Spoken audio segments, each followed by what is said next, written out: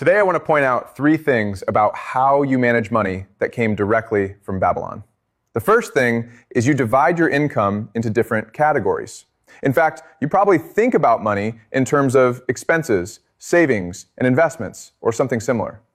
Second thing that's ancient is you're obsessed with building wealth that lasts beyond your lifetime. You think about generational wealth, about creating something that outlives you. And the third thing is that you accept debt as normal, as a tool, as something that's just part of life.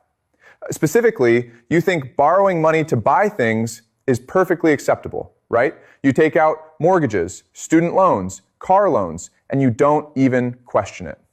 But as we'll discuss, that's strange, because for most of human history, debt was either forbidden or considered shameful. You'd be much more free if you understood where these ideas came from. So this sort of behavior is not natural. If you think about it, what you should really understand is that your entire financial worldview was invented. And because once you understand this, and given the fact that the Babylonians created the template that all modern finance follows, you can actually see how the game really works. Okay? So if you understand the Babylonian system, you're far better able to use money properly. You're far more likely to build lasting wealth. But instead, you follow modern financial advice. Modern banking doesn't make sense when you see it came from ancient debt slavery. What the Babylonians really created was a system of control, right? They really invented was using money to organize society. They wanted to manage resources efficiently. They wanted to control populations. That's what they really wanted. But instead, you're told money is just a neutral tool for trade. That's a lie. Now, if you borrow money in the modern system, it's really a trap, right? The most that you can hope for is maybe to pay off your debts before you die, if you're really, really disciplined. But you're not going to escape the system. You're not going to be truly financially free, all right? So the situation as it is, it's really bizarre, where we're using financial technology invented by ancient priest kings, and we think it's modern innovation. So it's a really old game. And so the question I want to look at today is, what is this Babylonian system?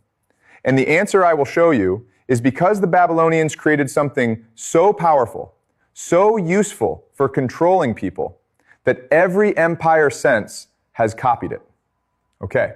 The Babylonian money system created the financial framework that every civilization after them has used, and which the entire world operates on today because it's the most effective way to organize economic activity.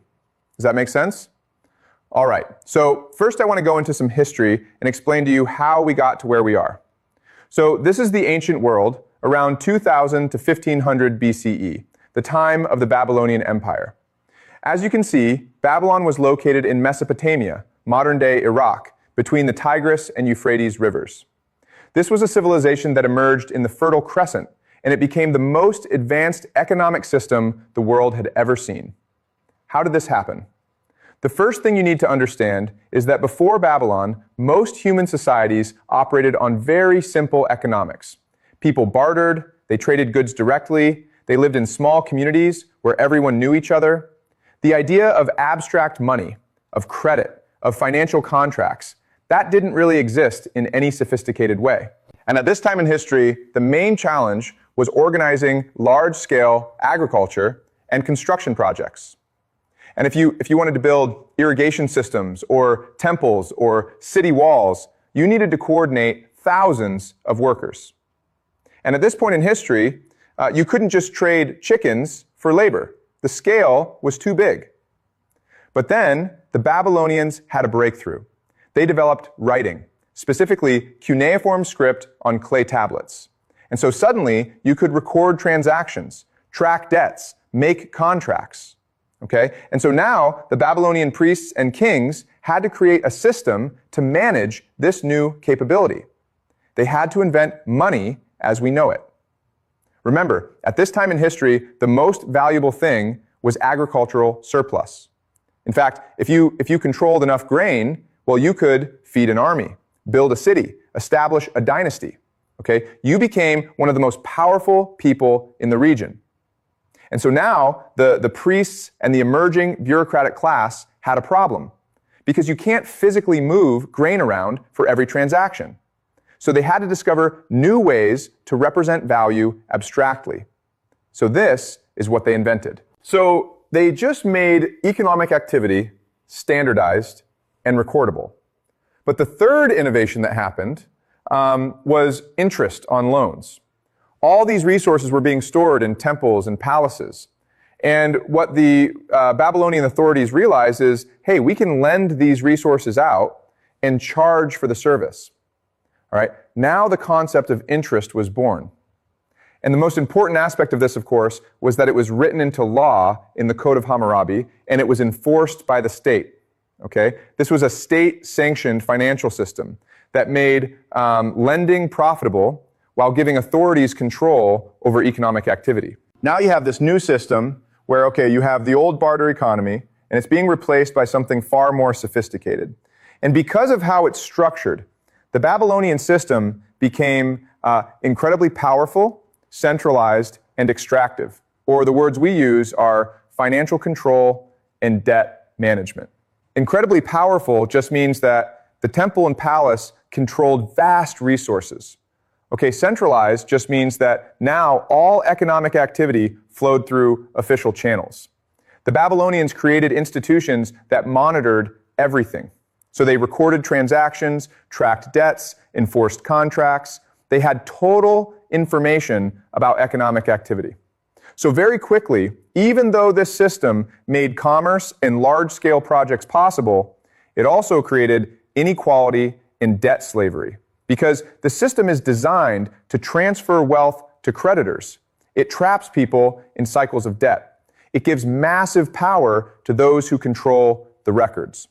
And it's incredibly efficient at organization. Now, and because of this, what's happening is that the Babylonian economy, the temple bureaucracy especially, the scribes and the merchant class, they are becoming much more sophisticated, organized, and dominant.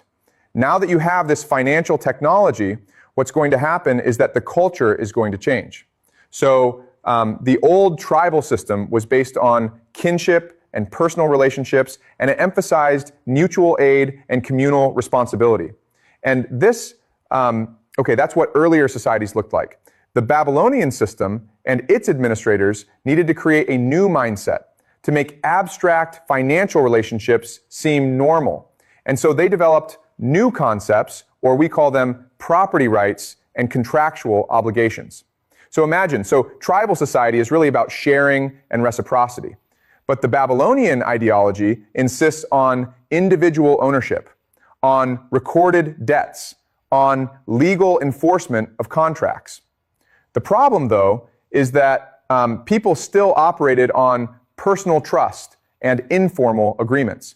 Many of them resisted the new formalized system, but most had to adapt. Okay? So what's going to happen is that the Babylonian authorities and the scribal class are going to decide to embed these concepts into law and religion. This starts a transformation. Okay? In fact, an entire cultural shift happens throughout Mesopotamia called the financialization of society. Okay? So ostensibly, it's about making commerce more efficient and fair. But there are lots of other underlying purposes as well. But the main thing you need to know is that thousands and thousands of people fell into debt. In fact, debt slavery became so common that Babylonian kings periodically had to decree debt forgiveness to prevent total social collapse. Okay? This creates a fundamental tension. Because if there's all this financial innovation and you're creating all this wealth, why are so many people ending up enslaved by debt? Right? You're a farmer, you took out a loan to buy seed after a bad harvest, but if the next harvest is also bad and you can't repay, how is it fair that you lose your land and your family becomes enslaved? So what's going to happen is this. What's going to happen is that the Babylonians are going to decide to create a legal framework around debt. Okay, this is what we call the Code of Hammurabi. around 1750 BCE, comprehensive legal code. In this code, what happens is that King Hammurabi establishes written laws governing economic relationships, including detailed rules about debt. And so you're like, okay, why would he do that? Why would he create such extensive regulations about loans and interest? Okay? And so the thing you need to understand is that throughout Babylonian history, what makes the system work is that debt is legally enforceable, but also somewhat regulated. Okay? The authorities enforce debts, but also occasionally forgive them. And this is a balancing act. Before you're a debtor and you can't repay your loan, you face enslavement or loss of land, right? The problem, though, is that one, if too many people fall into debt slavery, the economy collapses, in which case the whole system fails. Second is that enslaved debtors can't pay taxes, in which case the state loses revenue. And the third problem is that widespread debt slavery could lead to revolt. And so these debtors would have no hope and might rebel. Okay, but as a society trying to function, you can't have everyone enslaved. Now, if you're living in Babylon, you're now part of a sophisticated debt economy with periodic resets. Okay? And this creates a pattern that today we call the debt cycle or boom and bust. Okay? So think of like how modern economies go through cycles of credit expansion and debt crisis. Okay? The system was invented in Babylon where debt accumulates until it becomes unsustainable and then there's a reset. But the Babylonians created this and they based their entire civilization around this pattern. Okay. Now, the first major export of this system was to the surrounding empires because Babylon's wealth and power was obvious and other civilizations couldn't compete. Because if Babylon could organize resources so efficiently through their financial system, then they would dominate everyone. They basically controlled trade and military power through superior economic organization. What other civilizations did was they copied the Babylonian model and they adopted cuneiform writing for record keeping, implemented similar debt and interest systems, created temple and palace economies which spread the system. Okay, so now the Babylonian financial model is spreading. Okay, this is how it works. Okay, in the Babylonian merchants and scribes, they traveled throughout the region, and like we discussed, they were highly skilled. And what they did was they primarily taught their methods to other civilizations. Okay? So what happened when Babylon traded with neighbors is they would spread their financial practices and influence other economies primarily by demonstrating the superiority of written contracts and standardized measures. So other civilizations saw how sophisticated Babylon was, but they, through adopting these practices, essentially imported the whole system, including its flaws and contradictions. Okay? What's going to happen is that Babylonian financial technology, okay, writing, accounting, interest-based lending are going to transfer to other civilizations. Other civilizations are going to adopt these methods and create similar systems. Very quickly, this spread throughout the ancient world. But not only, this transformed how everyone thought about money. But not only that, but you also have the later empires as well, and the same idea. The Persians conquered Babylon and then adopted their administrative and financial systems. Went to Persia, and then the same methods with Persian characteristics spread throughout their empire. And then this knowledge was passed to the Greeks and later the Romans. The entire Western financial tradition comes from Babylon. Now the question is, how was this possible? How is Babylon able to create a system that every subsequent civilization adopted? And the answer is, Babylon simply created something so useful for organizing large-scale societies that everyone who wanted to build an empire needed it. So look at this, guys. What are the major features of modern finance? Well, they're loans with interest. They're written contracts and legal enforcement. They are accounting and double-entry bookkeeping. And they are debt instruments and credit systems. Look at any modern bank any mortgage, any bond. Guess what, guys? These are Babylonian inventions. Okay, so the ancient Babylonian system is still the foundation of modern finance, but it evolved from clay tablets to computer databases, from temple scribes to investment bankers, and from ancient Mesopotamia to global capitalism. Okay? And it's still the system that organizes economic activity worldwide today. All right? Now, there's a question that people often ask. Okay? It's a very good question. The question is this: if this system is 4,000 years old and has always created debt, slavery, and inequality, why do we still use it? Right? And it's a good question, okay? And the answer is because it's incredibly effective at organizing large-scale economic activity. Why do we still use Babylonian financial methods in the modern world? Because nobody has invented anything better that works at scale, okay? As a civilization, you need ways to coordinate resources across vast distances and populations, to fund large projects that take years or decades, to create predictable economic relationships, right? People need to trust that contracts will be enforced, that measurements are standardized, that debts are tracked accurately. And if you try to organize modern economy without these tools, it collapses into chaos. In fact, your economic complexity becomes impossible. Okay, so the classic example is like countries that try to operate without sophisticated financial systems.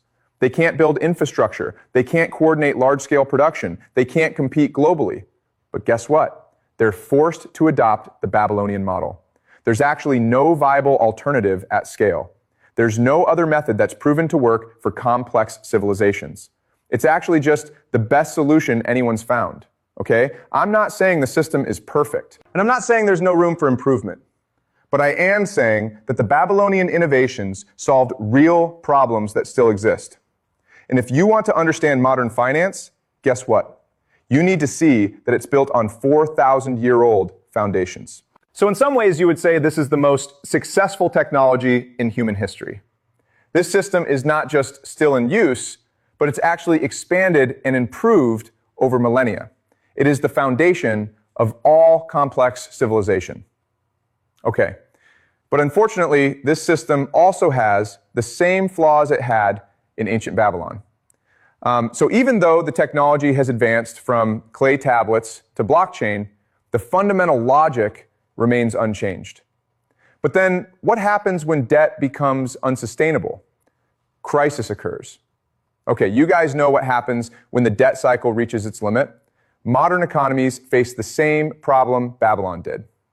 Okay, debt accumulates to unsustainable levels, periodic crises or resets become necessary, the system either adapts or faces collapse. Do you understand? Okay, so if the Babylonian system has these inherent flaws that create debt crises, what should we do differently? And okay, this is a really important question to answer. Okay, so let me explain different perspectives. Okay, the first perspective is this. The system works incredibly well for what it was designed to do, right? What it does effectively is organize complex economic activity across large populations. Okay, that's what it's good at. The most economically successful civilizations in history tend to be those that mastered these Babylonian financial tools, that understood debt and credit, and that used accounting and contracts effectively. So why do we keep using a 4,000-year-old system? Because the fundamental problems of economic organization haven't changed, okay? Meaning that humans still need to coordinate resources, fund large projects, and create predictable economic relationships. The Babylonians solved these problems in ways that still work, okay? And the alternatives that have been tried tend to fail at scale.